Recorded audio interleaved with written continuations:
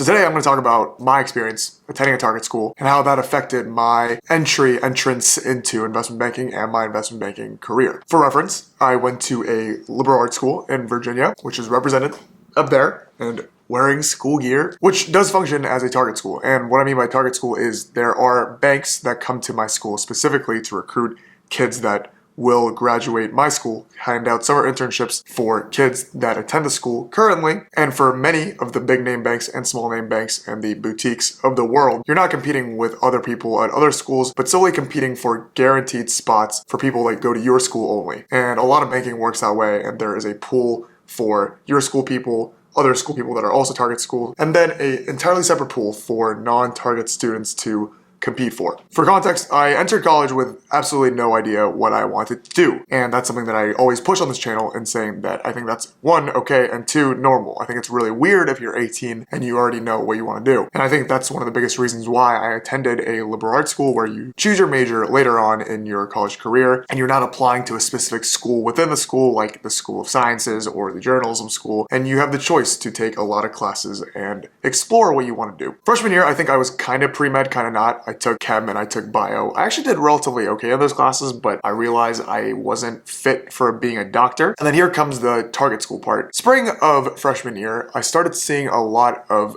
application processes, a lot of programs related to this thing called investment banking. I had zero idea what investment banking was. I knew a little bit about stocks. I knew about the mortgage crisis a little bit in '08, but I knew nothing about finance. I knew nothing about investment banking. And there was this program called the JP Morgan Early Advantage Program, where they invited freshmen and sophomore students into different JP Morgan offices to learn about investment banking, learn about the firm over the course of 2 or 3 days. And they gave you a hotel, and it was super cool. I applied, and to give you even more context, I really had no idea what investment banking was. I didn't even know what JP Morgan was until the interview. I genuinely had no idea what JP Morgan was. I had to Google it. I frankly didn't really prep a lot for these interviews and really did it last minute. I distinctly remember the first round, I didn't even know it was happening because they called me while I was in bed and I was in my PJs and I stood up and I pretended like I was doing the interview as I stared at myself in the mirror wearing my pajamas. Talked about how much I like business, and I think a lot of the questions were centered around what are you interested in, what do you know about JP Morgan, what do you know about investment banking, all of which I definitely butchered. But I think they liked the fact that I was being honest and I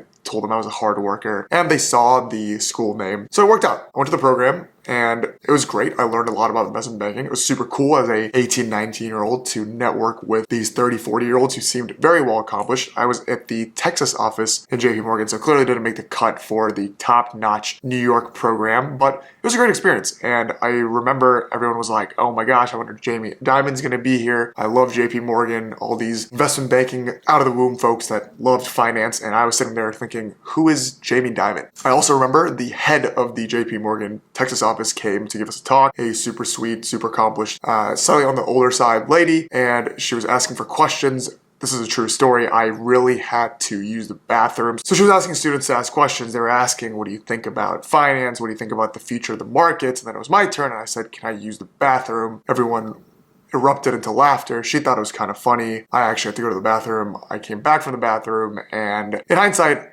I really should not have done that. I don't know why I did that. Fast forward, sophomore year, and every other person wants to do banking. I was part of the business school at my school. We're the only liberal arts school with a business school, I believe. And every other person in my major, as an accounting and business administration major, every other person wants to be a banker. Every other person says they're going to be a banker. Every other person is basically already a banker. And they know all about the banks. They've already started networking. And it works well for target schools because firms and their respective alumni from your schools come to host networking sessions and get a feel of which kids this year are going to be the best bankers ever. So they host these dinner parties, cocktail parties, where the alumni from the respective firms come and do this open networking session where the kids are awkwardly joining these circular talking sessions where they're awkwardly standing around and asking questions that they probably already have the answers to, just to get a name or so, get their emails down, and then follow up and continue this networking train and talk to them over the course of the year and ask them for advice so that they could possibly get a referral into internships or use the information that they gain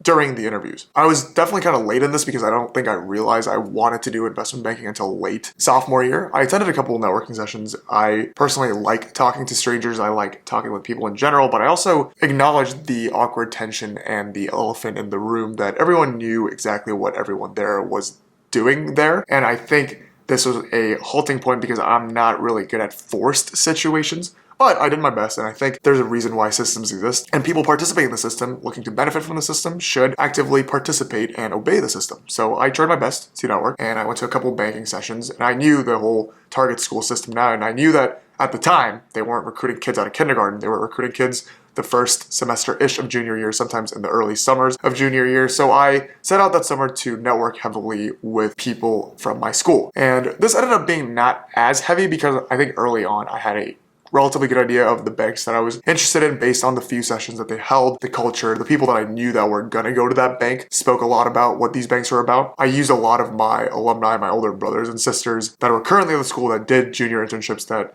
were looking for senior opportunities and use them as pipelines to go up. We had a database online of alumni that you could sort by region, by job, by career, by company that I used, and kept this Excel tracker of sorts, and basically only networked with people from my school that were on the hiring side of these banks. And that made it very easy because all these conversations would flow very naturally. We would talk about school things. They were very curious about what our school was up to. We're a pretty small school, so everyone knows everyone, and we also have a pretty heavy Greek system, so there is a deep Greek integration that I think ties people together. Because it's a small school in a rural area, the experience that you have is quite unique. So I think, bottom line, networking depends a lot on your ability to establish connection with the person that you're networking, and that was super easy because most of the people that went to my school had very similar experiences, and I think there was a lot to talk about. We didn't really have to focus on the job or the finance or the internship, and I think I genuinely love networking, and all the stars aligned. So up until now, I really didn't know about anything about banking. The school was very active about putting banking at the forefront of hiring career services. So whenever I went into career services, everyone was doing a banking interview. Everyone was talking about banking. The business school people obviously all talked about banking. Accounting and business administration major people all talked about banking. We had ex-bankers as professors sometimes. Ironically, my friend group, none of them were bankers, and I think that was almost purposeful in the sense that I think I was subconsciously tired about hearing about banking over and over again. I got refreshment from having doctor, lawyer, and engineer friends around me. What also kind of is interesting in a dynamic is I think, and I would assume, schools where banking is not a focus and it's definitely not a target school, there's only 2 or 3 kids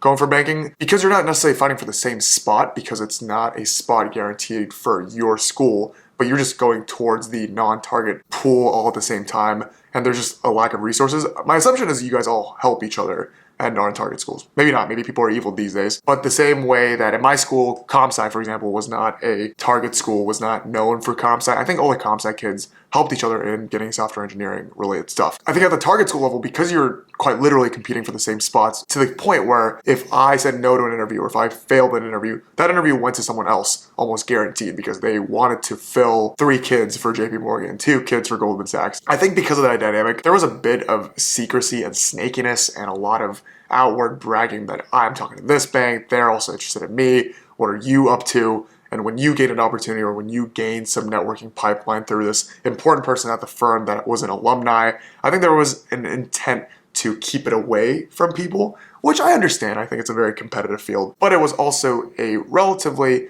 toxic environment at times. That's not to say the school was very helpful. The career services always was on your side. And I think the alumni at the end of the day really wanted our school kids to do well at the firm. The rest of the process I've talked about numerous times on this channel, and I think it's history, but essentially fall of freshman year, I got a bit more attention than I thought I would with the banks that I networked and some of the banks that I didn't even network. And I think because of the dynamic of them coming to the school and looking for a certain number of kids from that school, even if the networking connection is not as established, they're still willing to take a chance on people that might not necessarily know very thoroughly because they have an idea that if you went to this school, you represent similar values, you went through similar education, similar experiences, and that allows you to connect better. And there's a certain level of trust that you have for the potential candidates at the school. So junior year, I got a bit more attention than I thought I would get, got a bunch of interviews, a couple super days, and ended up with the offer that I liked and probably wanted from the beginning and went to that school. And I think even during my banking career, it really helped that there were people from my school at the firm doing really well, people at the top, etc., that I think really encouraged me to enjoy the culture, not be blindsided by things that I think people at non-target schools may go through. I think my overall thesis for this video is that although I'm someone that believes in hard work and no such thing as coincidence, and I don't want to fall into this victim mentality or preach about this victim mentality of if I choose the wrong start or if I'm coming from the wrong place, it's impossible for me to get somewhere. I do also want to acknowledge the privilege associated with attending a target school, attending schools that make progressions into careers a lot easier. And it's something that I really learned through having this channel, and especially through my career consulting service, that I talked to a lot of students who didn't know they wanted to do banking when they were 5, which is fine, and they went to a school that was a great school, but wasn't necessarily known for banking, and now they want to do banking, and their school is literally an inhibitor for them getting into banking, which is a weird concept because people who are interested in a field, interested in an industry, and excelling in the things that matter for that industry should have equal, if not better, chances than someone who has no idea about that industry. And the very fact that I happened to go to a school that was known for that and had that pipeline, and that directly led me to getting an opportunity in that field. And very bluntly, I definitely did not put half as much amount of effort as some of the students that I talked to that are dying to get into investment banking. And those things have really made me think, maybe our schools, our public schools, our high schools, our middle schools even, need to do a much better job about